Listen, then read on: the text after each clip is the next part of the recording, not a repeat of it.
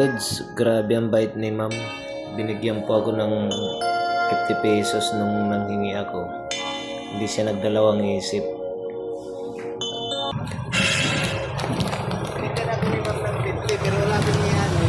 Sabi sa kanya, may mga facing back na ito. Ito yung ano. Ma'am, ano pangalan? Binigyan natin ng 50 oh. Napakabait ni ma'am.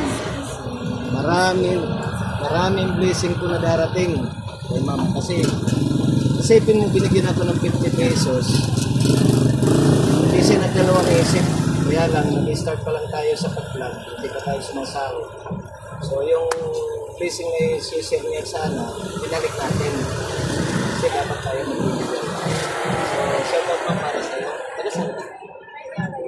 Nawan? Ba't ka napaiyak? Nawa ka? Ano yung naisip mo? Ma'am, pangalan mo, shout out na lang. Pamilya mo sa Tanawan.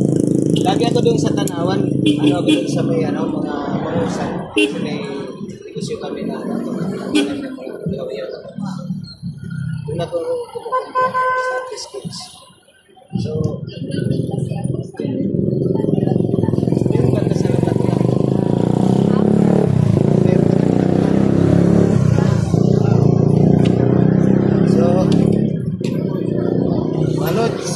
Ito si ma'am, napakabait.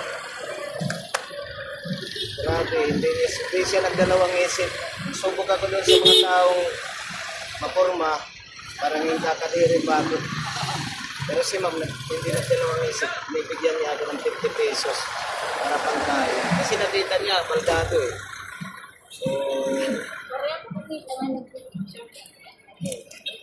So, sana... Nakita, hindi mo kabutangan pa.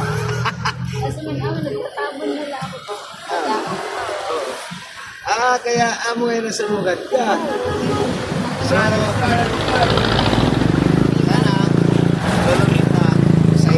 sahurin mo na ako para makapamigay naman tayo sa mga tao. Para kapalit naman doon sa